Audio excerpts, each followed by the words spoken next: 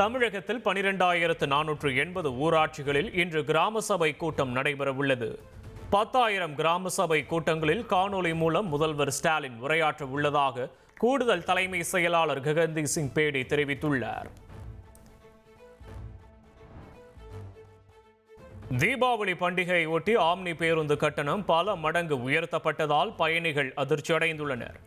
அமைச்சரின் அறிவிப்பையும் மீறி கூடுதல் கட்டணம் வசூலிக்கும் தனியார் ஆம்னி பேருந்துகள் மீது கடும் நடவடிக்கை எடுக்க வேண்டும் என கோரிக்கை எழுந்துள்ளது.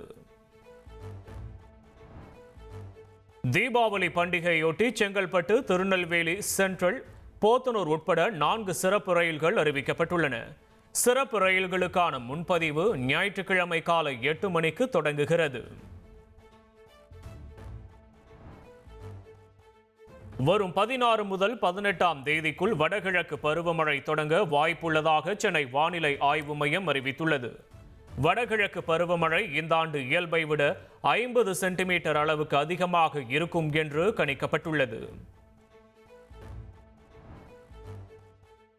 நீலகிரி, கோவை, திருப்பூர் உள்ளிட்ட 11 மாவட்டங்களில் இன்று கனமழைக்கு வாய்ப்பு. சென்னை வானிலை ஆய்வு மையம் எச்சரிக்கை விடுத்துள்ளது. தீபாவளி தினத்தன்று மழை பெய்யும் என சென்னை வானிலை ஆய்வு மையம் கூறியுள்ளது.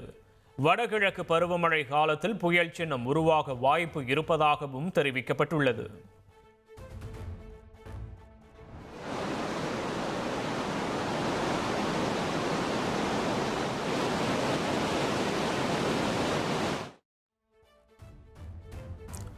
தொடர் மழை எதிரொலியாக ஒகேனக்கல் காவிரி ஆற்றுக்கு நீர்வரத்து 68,000 கனஅடியாக உயர்ந்துள்ளது.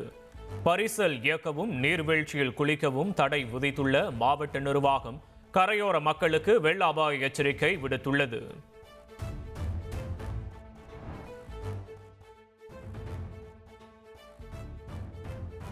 திமுக ஆட்சி அகற்றப்பட வேண்டும் என்ற நோக்கம் இருப்பதால் பாஜகவுடன் கூட்டணி வைத்துள்ளதாக எடப்பாடி பழனிசாமி தெரிவித்தார். பாஜகவுடன் கூட்டணி வைத்ததுமே பயத்தில் திமுகவும் அதன் கூட்டணி கட்சியினரும் விமர்சிப்பதாக கூறினார். சென்னை கிண்டியில் ஆளுநர் RN ரவியை பாஜக முன்னாள் மாநில தலைவர் அண்ணாமலை நேற்று மாலை சந்தித்தார். 20 நிமிடங்கள் இந்த சந்திப்பு நடைபெற்றது. இலங்கை கடற்படையை கண்டித்து ராமேஸ்வரம் மீனவர்கள் காலவரையற்ற வேலை நிறுத்தத்தை தொடங்கியுள்ளனர். கைது செய்யப்பட்டுள்ள 30 ராமேஸ்வரம் மீனவர்கள் 4 படகுகளை விடுவிக்க வலியுறுத்தியுள்ளனர்.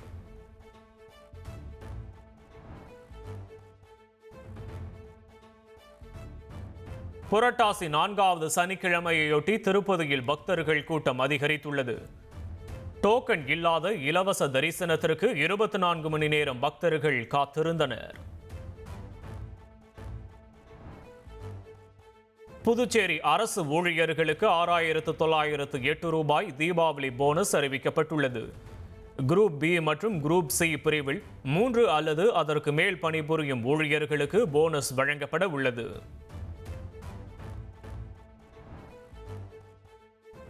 பீகார் தேர்தலில் தேர்தலுக்கு முந்தைய கருத்து கணிப்பை சி ஓட்டர்ஸ் நிறுவனம் வெளியிட்டுள்ளது.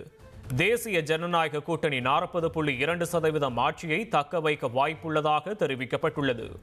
முதலமைச்சர் வேட்பாளராக தேஜஸ்வி யாதவுக்கு 36.20% ஆதரவு உள்ளதாகவும் கூறப்பட்டுள்ளது.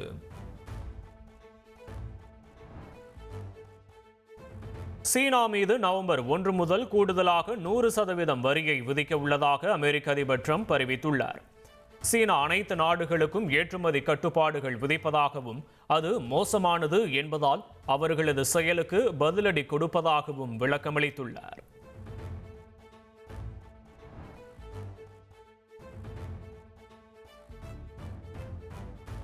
இஸ்ரேல் ஹமாஸ் இடையே போர் நிறுத்தம் அமலுக்கு வந்த நிலையில் ஆயிரக்கணக்கான பாலஸ்தீனியர்கள் கைவிடப்பட்ட தங்கள் வீடுகளுக்கு திரும்ப தொடங்கியுள்ளனர். காசாவின் சில பகுதிகளிலிருந்து இஸ்ரேலிய துருப்புகள் பின்வாங்க தொடங்கியுள்ளது.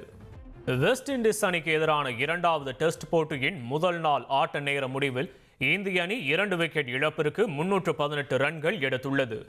அதிரடியாக ஆடிய ஜெய்ஷ்வால் 173 ரன்களுடன் ஆட்டமிழக்காமல் களத்தில் உள்ளார்.